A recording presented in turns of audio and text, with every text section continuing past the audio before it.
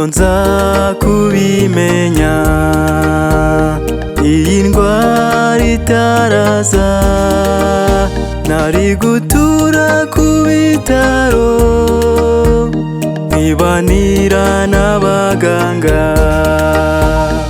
Uyu mubiri nambaye umeze nk'uburabyo burabya mu gitondo nimugoroba bugahunguka.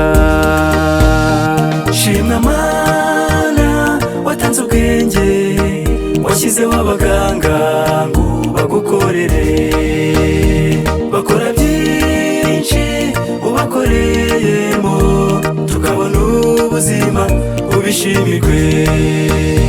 Shimwa Mana watanze ubwenge washyizeho abaganga ngo bagukorere, bakora byinshi ubakoreyemo tukabona ubuzima ubishimirwe.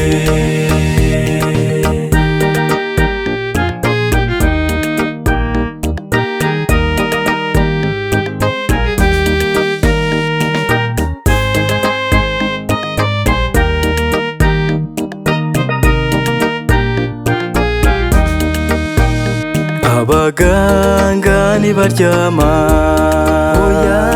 abaganga ntibaruhuka, barajwe inshinga no gufasha abarwayi ngo basubirane ubuzima. Abaganga bo muri Nguma bafasha ababyeyi babyara, nimumfashe dushimire izo ntwari kubwitange batugirira. Shimwa Mana watanze ubwenge washyizeho abaganga ngo bagukorere, bakora byinshi ubakoreyemo tukabona ubuzima ubishimirwe.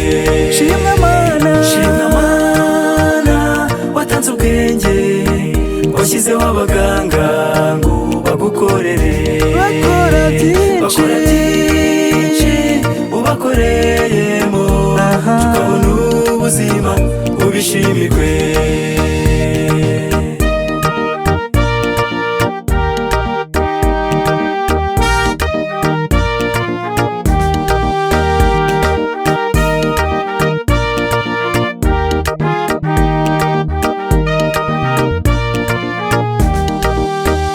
Niba nawe wumva urwaye erekera ku ivuriro, muganga gufata ibipimo urakira mu izina rya Yesu. Niba urwaye icyaha jya ku mukuru w'abaganga, umwe wakijije ikirema ku kidendezi Betesida. Shimwa Mana watanze ubwenge washyizeho abaganga ngo bagukorere, bakora byinshi ubakoreyemo tukabona ubuzima ubishimirwe. Shimwa Mana, Shimwa Mana watanze ubwenge washyizeho abaganga ngo bagukorere, bakora byinshi ubakoreyemo tukabona ubuzima ubishimirwe. Bakora byinshi ubakoreyemo tukabona ubuzima ubishimirwe.